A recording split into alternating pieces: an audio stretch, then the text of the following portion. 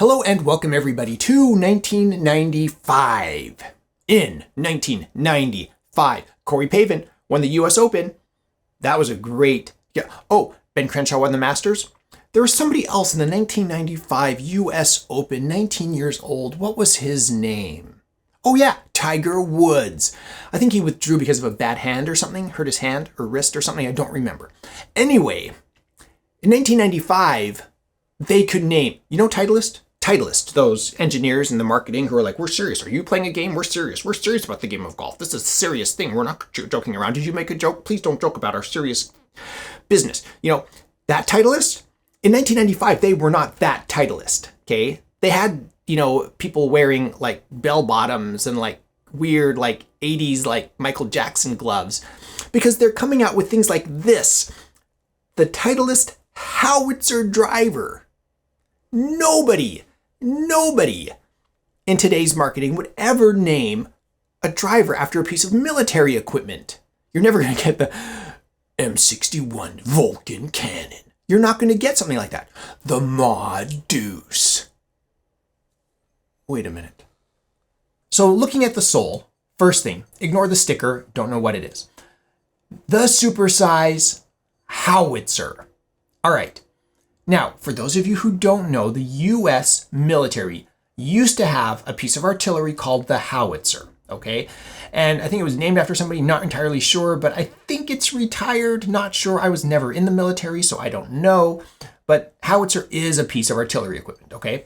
And so the wood number is here, 1, followed by the loft, in this case 10, and then the Howitzer blast right here. And this is like etched into that titanium. It's like molded or like forged, however they did this, milled into the titanium.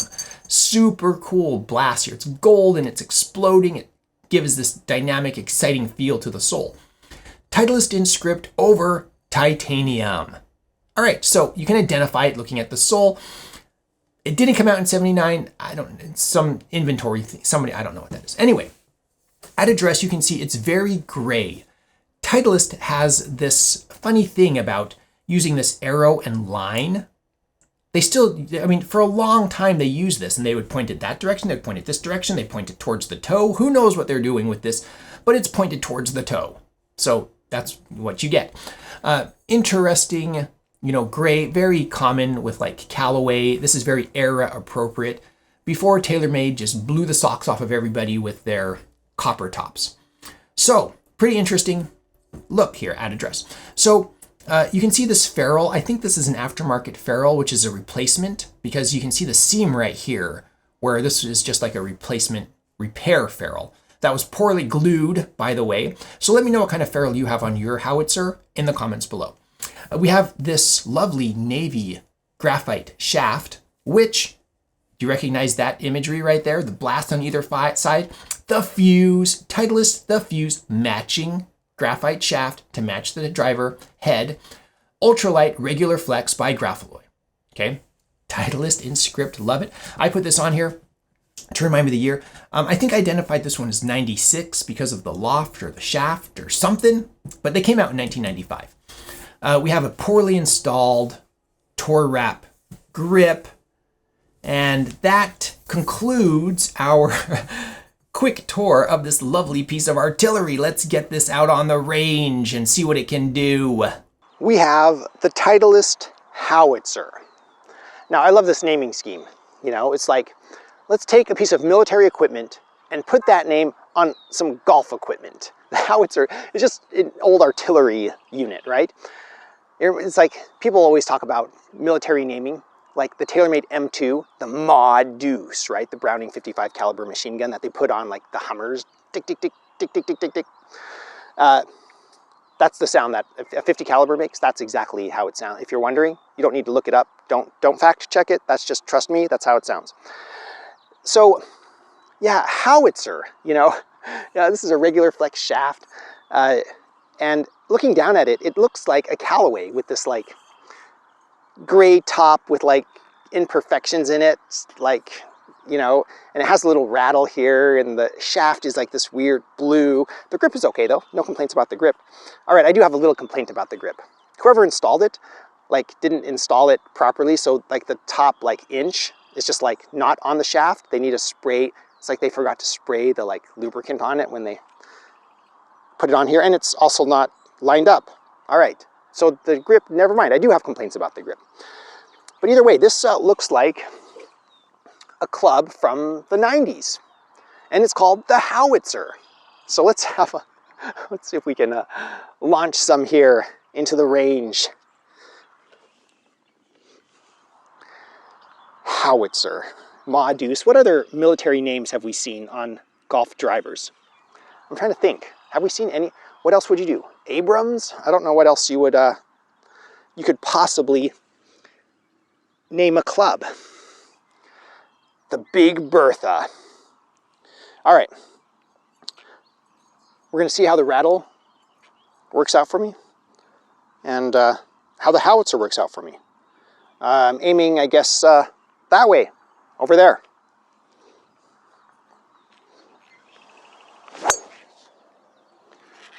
Okay, that one was a massive slice off into the trees. Sorry about that, Storms Golf. Yeah, sliced one off the range. So, it has, oh my goodness. So what we need is a rifled barrel. That's what we need. Can we get that rifled, please? All right, so usually I'm worried about like hooking or drawing one. That was obviously a slice. So now instead of out to in thoughts, I'm going to go from in to out thoughts and see if we can connect with that. And that's much better. That's the flight we want. A slight fade, good distance. Oh wow, that carried over 200. Wow. That was a little bit of a surprise. It felt really good too. So when I hit a driver well, it made a nice tink to it. It wasn't too loud. To me, this is how a titanium driver should sound, plus or minus, a little bit. So absolutely impressed with that. That kind of caught me off guard, like the springiness of the face, how it really just launched out there. So, all right, same thoughts, into out thoughts. And just ignore this funky grip.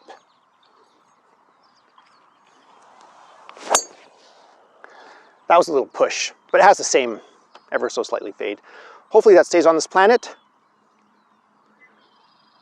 It looked like it did. Well, anyway, dang, Titleist, you made a good, you need to continue the Howitzer line. Can you do a new iteration of this? The new Titleist Howitzer.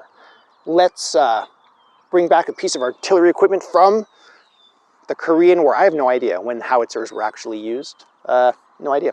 Anyway, let me know your thoughts and memories. To me, this is one of the standout, interesting Titleist drivers. Probably not the best, but one of the most interesting. So this feels like a really good 90s driver, okay? I would say even like towards the late 90s. This feels really good. It feels as good as any of the later tailor-made bubble shaft drivers. It feels really good. I would compare, if you never hit anything from the 90s, maybe like a modern 3 wood, just with a driver loft, right? So you're gonna get that driver flight.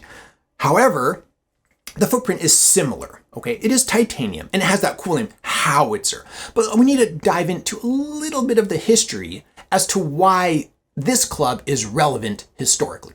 Okay, so at the beginning, there were like fruit wood drivers with not even hickory shafts, right? It was in Scotland where they don't have hickory trees. So it was like fruit wood, with whatever kind of hardwood shaft they could find. And then they moved into hickories and with persimmon heads. And then come 1970s, late 70s, TaylorMade comes along with their Pittsburgh persimmon hollow body driver. Yes, hollow body stainless steel. This is a modern, durable club that you can buy and it'll last a decade. And it did, all the way through the 80s.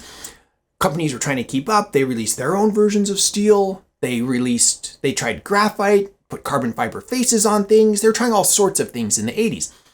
Come 90s, we have Big Bertha. Oh, a hollow body steel driver, which look possibly more forgiving than TaylorMade's version. Come 1992, both Mizuno and McGregor here in the United States released their titanium, hollow body titanium drivers in 1992. Are you kidding me? And then that's when the race began. The race to catch TaylorMade.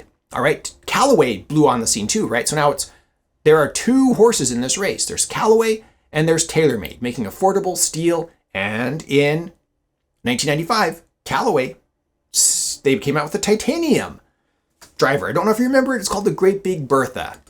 Look at this titanium driver. So 95, Titleist, is trying to compete with TaylorMade. TaylorMade coming out with their System 2 midsize.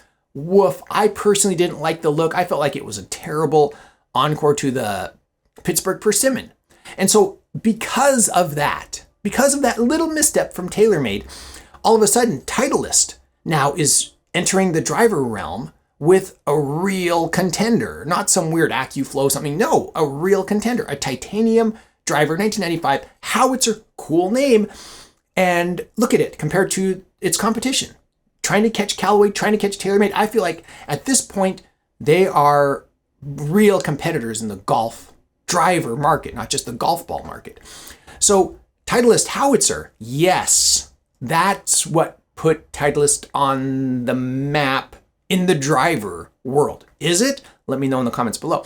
But yes, to me, this is where you're like, you look back and you're like, historically, you're like, oh, I see why Titleist was gaining market share and TaylorMade was losing market share in the mid 90s. So that's why, and if I were to put together a 90 set, would I choose the Big Bertha?